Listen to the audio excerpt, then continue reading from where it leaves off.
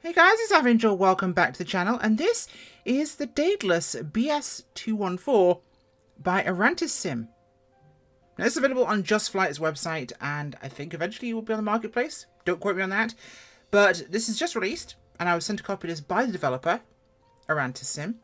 I have to take a look at it for you guys, so just a heads up on that. Now, this is £15, $59, about £16-ish, basically, on Just Flight's website, or equivalent US dollars, probably something like $18 or something.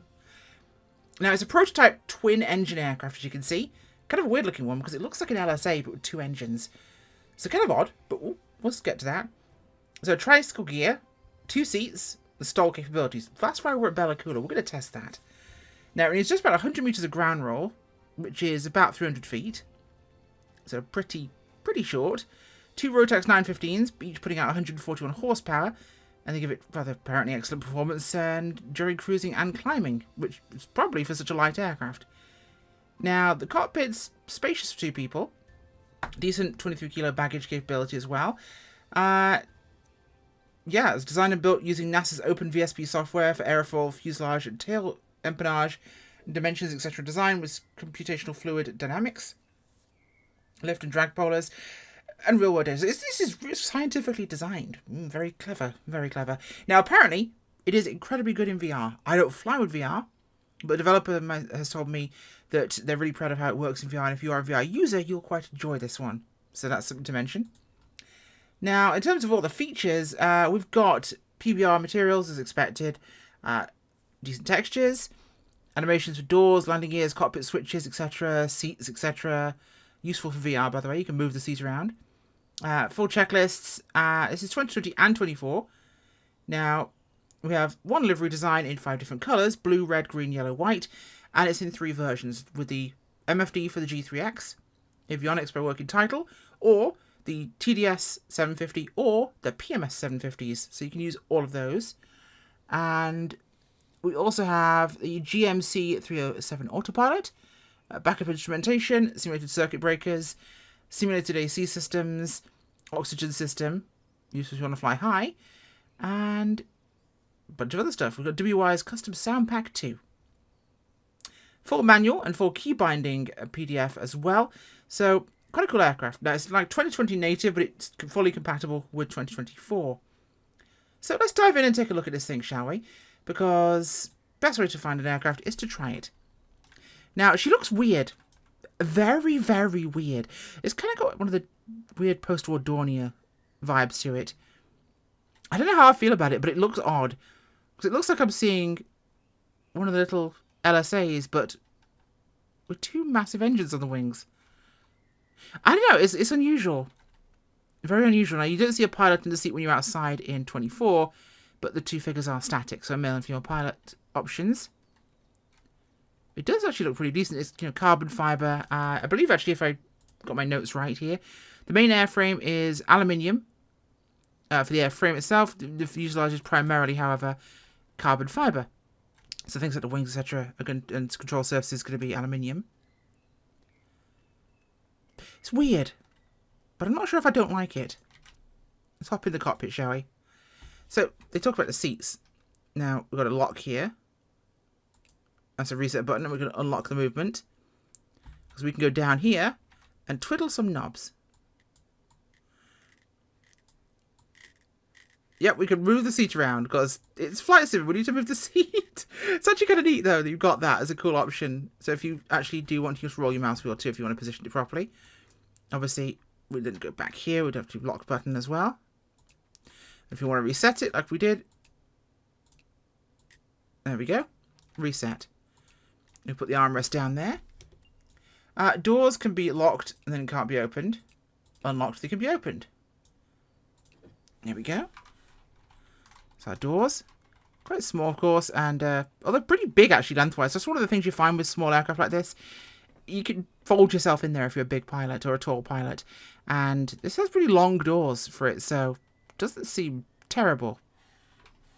Okay, let's close these off. And we're going to lock the doors because we're going to go flying. And we're going to start her up. So we'll pull the checklist up, actually, on the tablet. Let's go to our pre-flight. So parking brake is on here somewhere. Unless I am blind. Which is entirely possible. I am quite stupid. Sometimes they have button ones. There we go. Parking brake. So that's parking brake there. Switches are all off. They are in fact off. So ELT switch is up here. Tested. It is ready to go. Fuel we can't check till that's on. Okay, perfect. So seat backs and shoulders and things are set in parking as we go. Circuit breakers are all in, which we can check by looking down here. Everything appears to be in. That's fine. Throttles are closed. Props are full forward. There we go. Excellent, excellent, excellent. Flaps are set up. ELT's arm. Battery to arm. So we'll set our battery there. Battery is on. Okay. Alternator is on as well. That's starting up. PFDs come online, as it should be. So verify PFD, TORS, test, etc. It is doing that now. Beacon light to on. Nav lights to on. Fuel selectors to on. Now both of these are up here.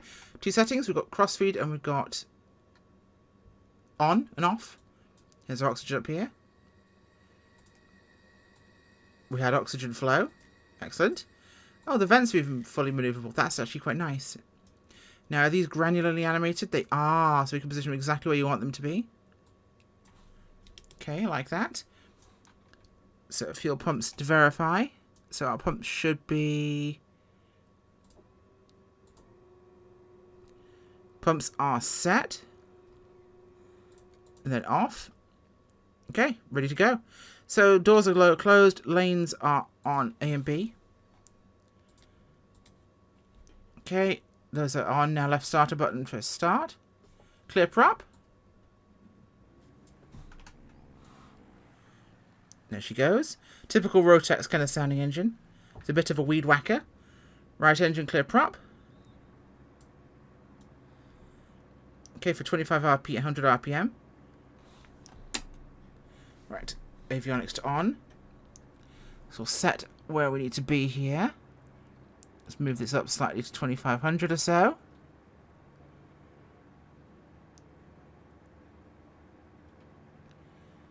Looking good. Looking good. 2500. Almost on the nose. Okay, doors are good. Oil pressure's coming up. After starting engine, AC is required. Fine. Avionics on. MFDs don't have one. Done. Everything's aligned as it should be. Ignore that stuff. That's just internal settings. Avionics set, brakes, release, etc. Taxi, and yep, taxi lights to on. We don't need to do that right now. Transponder to standby. 1200. Standby. Okay. Let's get this thing flying, shall we? Now, they did say can bush. So, of course, you know me. I have to check this. When people call things stall or bush capable, you girls got to check. That's important to me, right? It's very important. We're going to test the heck out of this thing. Because I'm not going to necessarily like the idea of this as a regular flyer. It feels like a bit of car, by the way. This is not exactly the sort of plane I'd fly around for a $100 hamburger. Or I might. Also, cool thing. From VR and you want this to go away, you can click on the seatbelts and make them disappear. Now, how I make it come back again, I don't actually know. Although, does the reset thing do both? I don't know. How do I make it come back? I didn't think about that part, but, well. Where we're going, we don't need seatbelts. Let's take her out here. Now, one thing that would make it less of a bush-capable aircraft is big gears good. Good ground clearance under the props. Very good. Some bushable features. A lot of power to weight. Very good. Problem, though, is probably going to want gravel guards in a plane like this because it's going to kick up a lot. But more importantly, electric flaps. Not ideal for a bush plane because you want to be able to pop the flaps. 3, 2, 1, releasing.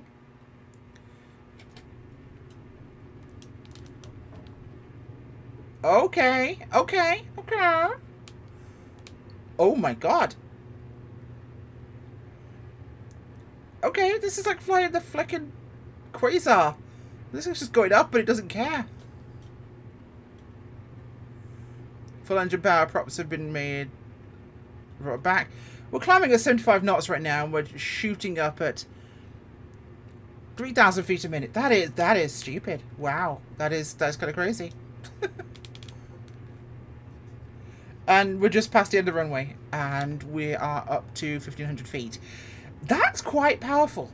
I like that a lot. That has serious climb power. They weren't kidding. Because a lot of these LSAs have decent performance, but that is just like, yoink. That is a yeet stick. Oh, that's meant to be on. Put the map on here. Okay, we're going to take her to our favourite sandbar and have a bit of a mess around here, see how she behaves. Pull the flaps for now. So texture's not in the highest end things I've seen, but it's also not the lowest either. It doesn't look bad at all. It looks more than suitable for the sim. Visibility is quite good. Side is fantastic. Obviously quite a low sidebar on the door there, and good visibility into the wing. Engines being on top, so that helps. Great visibility forward too. So actually not a bad view. Once we get this landing and takeoff done, we'll go to a bit, try and get to cruise speed and see how she behaves. Notice we have got airspeed limitations on there. So flaps full, stall speed 35 knots. We're going to try and abuse that. So 63 knots right now.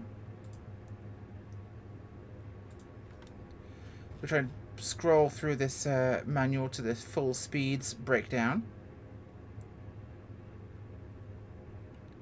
So VNE is 180. Max structural cruising is 140. So max, that's not bad for something like this. Okay, flaps coming down. Maybe this is the time we actually get to land at that farm, but the rocks are a bit of a problem, so let's hope this goes okay. Yeah, it's rockier than I remembered, that one down there. I keep trying to land in it, but it's a bit small. Okay. There's our sandbar. Now, this should be no problem for us. We're doing 40 knots right now. We're at full flaps, so 35 knots is our max speed. It's a little gnat, isn't it? Look at those big barn doors. That's actually quite good.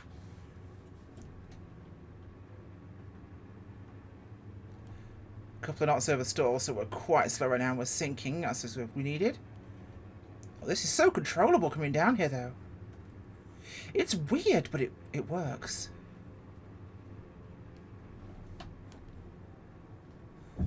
My God, it's so easy. Yeah, simple, so simple. I didn't even care about that. We are going to go try and land in that field, in that farmyard even. It's just a steeper approach angle.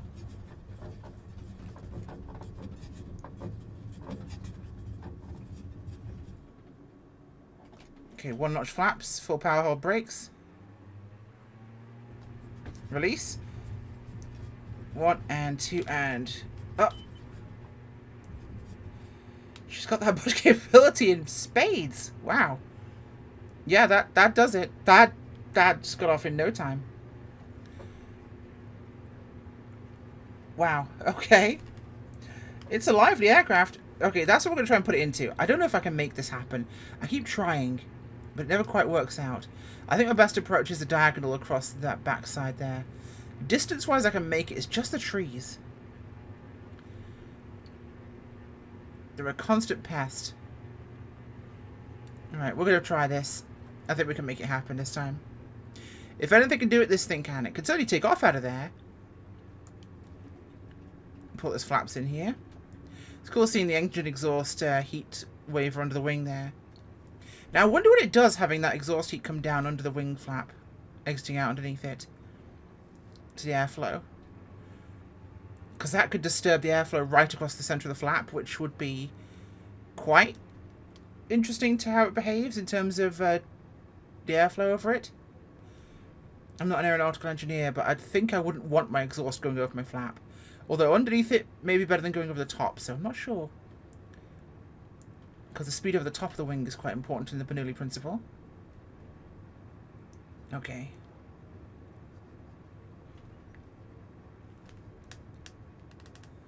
Here we are. So dropping some speed with 39 knots, 38 knots. We're nice and slow this time. This could be our one. This could be our one. Come on, baby. That's it. That's it.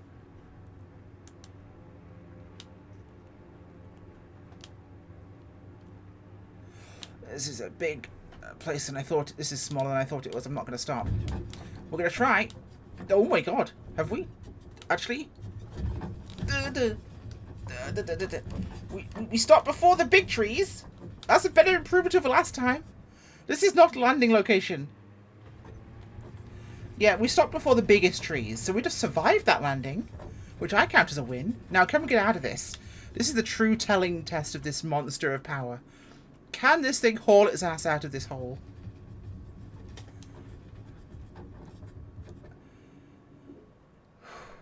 I'm going to redline this thing getting out of here. This is the only chance I have. Okay. Let's do something very stupid.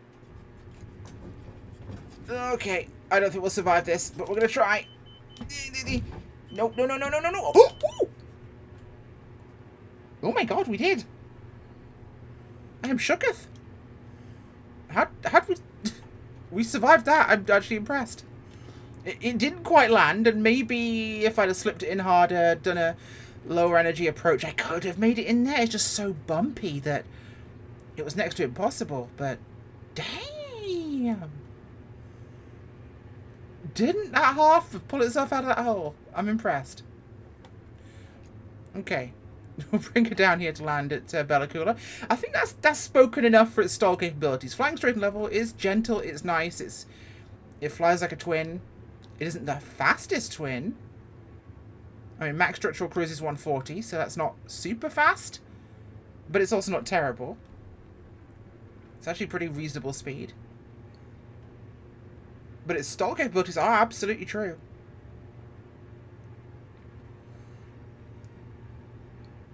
So maintain about 65-ish here, a little bit more power. Just let her fly down towards the runway.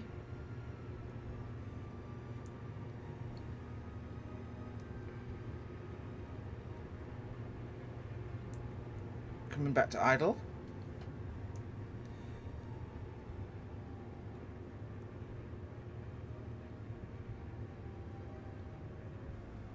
Super gentle. Landing this long feels luxurious, actually, in comparison. There we go. So what do I think of the Daedalus? Well, it's a very odd little aeroplane, is it not? She looks so weird. But oh, is she capable? I never imagined just how capable this would be in the bush, because that is decently big wheels, big landing gear, very big prop clearance. It's odd, but it feels like it's made for it. It's like a tadpole with like the arms of Popeye. I don't know how else to describe it, but it certainly makes for an unusual experience when it comes to flying, and I will say that is unique in the realm of sim aviation. And boy, could she get up and down. Landing is very short. I could probably do better than that, but the takeoff capability is insane. Takeoff and climb in this are absolutely ridiculous. So, if you want something a bit weird, it's not expensive. It's about £16, like I said. I don't think that's actually a terrible price. It's got a reasonable set of options in terms of avionics compatibilities, and it's got some good capabilities on the ground when it comes down to what you want to have in the aircraft. So, actually not a terrible setup there. Internal functionality, reasonable. Looks good enough. Good, in fact. Can we start, please? Is that something you could possibly do? And that's the starter. I don't want to start. Oh, well, I'll just stand on the brakes. That's fine. Fine, we'll just stand on the brakes because I couldn't stop the engines. But yeah, no. Cutting that. Actually, you know what? I'll just cut the fuel off. That's even easier. I could just make my life simpler by doing that. Perfect. It's weird, but it's kind of a good weird. It's like Marmite. It's like something you didn't expect to be as good as you thought it would be. Or that paella you overloaded with chili pepper and jalapenos and somehow turned out to be a really, really good dish. I like this kind of weird. This one gets to stay in the Flight Sim collection, I think, because that is oddball but fantastic. Gets an Angel recommendation. Thanks for watching, guys. Bye.